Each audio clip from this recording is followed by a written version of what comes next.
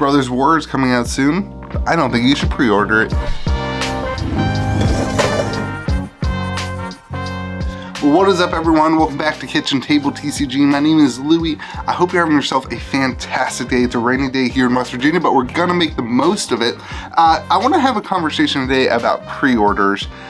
Particularly and specifically, I want to have a conversation about pre-ordering for standard sets. So everything I'm about to say, I would not apply towards like master sets or the the auxiliary sets, but for standard release Magic sets, I want to have a conversation about pre-order, because right now pre-order prices are kind of crazy on Brothers War. I think set boxes on Amazon are like $147. Draft boxes are up there too. I'm gonna tell you right now, I don't think that you should pre-order Magic the Gathering standard sets moving forward, even if you can get them at a decent deal, like on my website at cavdansmarket.com.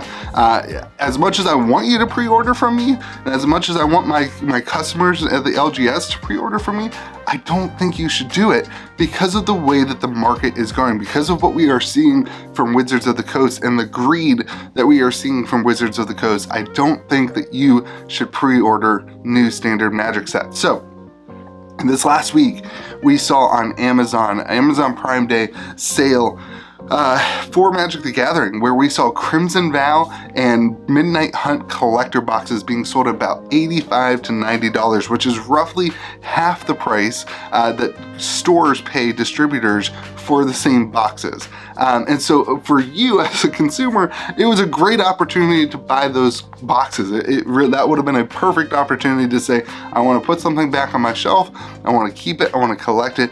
The cost basis is terribly low, and it's a great opportunity to pick up those things.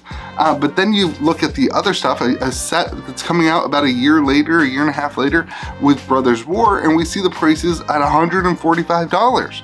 It just doesn't make sense. The FOMO is what drives you to purchase those sets. You think, oh man, but what if the set goes up in price? What if we have a Kamigawa instance? We'll get there in a minute. What if we have a Kamigawa instance where I should have bought it for $210 and it skyrocketed up to $310 and I missed out? But you didn't miss out, because then they restocked it and it dropped in price again, and now it's back to $210. So you see what I'm saying? The potential gain of pre-ordering is so low. The history has proven that if you pre-order a product, the potential gain of it rising, that potential is much lower than the risk that we see of these sets that start out at $120, $130 a box and then tank back down to $95.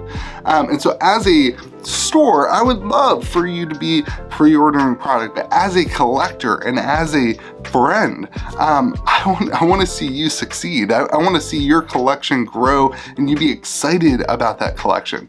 And if you want to do that, I have a few tips for you as you move into pre-order windows and the pre-order period. The number one thing is that if you play at an LGS, if you actually play Magic the Gathering and you frequent an LGS, let's say you go to an LGS twice a month, I would very, very much suggest to you that you pre-order a bundle or you pre-order a box from your LGS to support the place that you play.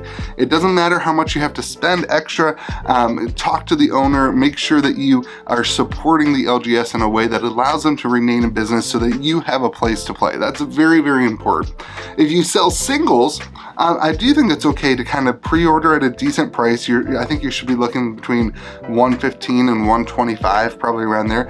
And you should be opening your boxes literally on pre-release weekend and getting your singles listed as soon as possible.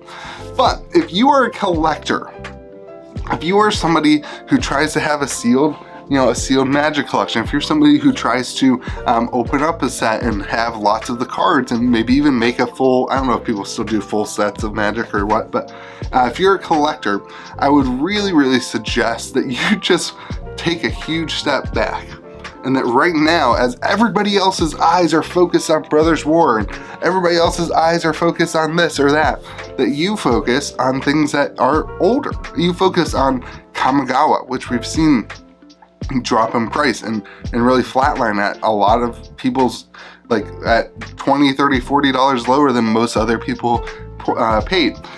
You take a look at Double Masters, which has also dipped way back down, and you do some dollar cost averaging on your old stuff, and then you prepare for when the new set does come back down in price. Because what we're seeing with these standard sets is that there's really nothing to miss out on. There's really no FOMO. Even when they put Legends cards in the collector packs, even when they do the neon ink super expensive $1,500 card, the FOMO shouldn't exist because there's really not any evidence that there's anything to miss out on.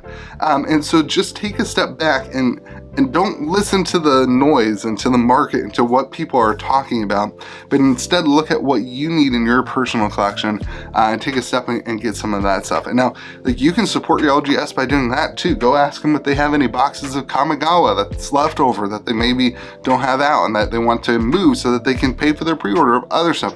There's ways to support your ecosystems within all this stuff. So, long story short, I think with these standard releases, unless something changes, with these standard releases, it's better to just wait.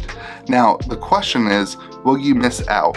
Will you miss out on something if they change? If the serialized card thing really affects it and all of a sudden everybody wants Brothers War and you can't get it anymore? But here's my take. The potential gains of that are simply not worth the increased risk that we are seeing now in the world of Magic the Gathering. With the increased price, the increased utilization of Amazon, where if the prices don't work out or if the market doesn't work out on the product, they just end up dumping it on Amazon. The risk that you are dealing with is greater because the floor is much lower.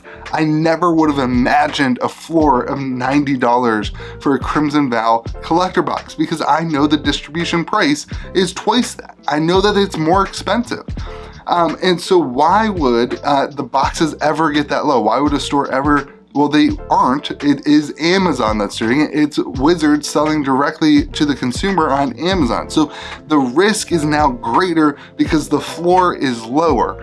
And so what you need to do is mitigate your risk, and you need to take that money. This is my advice. If you're a collector, you need to take that money and mitigate your risk and put that into something that has less risk, but still some longer term potential and dollar cost average out a little bit. So that's my collector advice for you. I want to call it financial advice. I would call it like, hey, like from one collector to another, what are you doing? Be careful about pre-ordering something that's that high when everything else suggests that the price will go down from there. So if you're looking for boxes and you do want to support the channel, you do want to support LGS, I've got like $125 set boxes, I think, for Brothers War on my website, cavdansmarket.com. But I would really encourage you that you think deeply about that and that you make sure that you get that product. And if you're going to open it, you do it very quickly. If you're going to sit on it, you're okay with seeing the market, go down a little bit. Best thing to do always, buy a draft box, draft it with some friends, enjoy the experience, because the experience can't go anywhere. The experience of playing card games with your friends is not gonna disappear. You're not gonna look at the price. You're not gonna spend $110, $150, $120 on a box.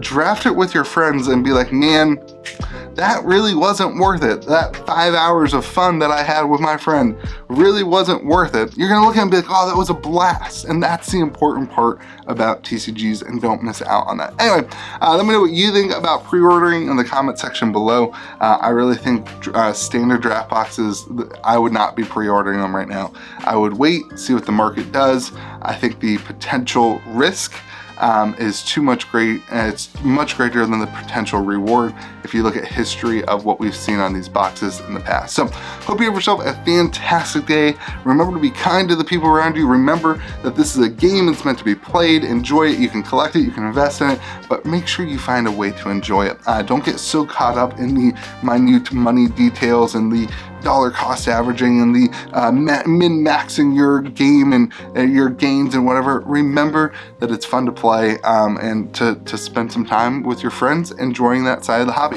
Have yourself a fantastic day. Remember to be kind to the people around you, and we'll see you again next video.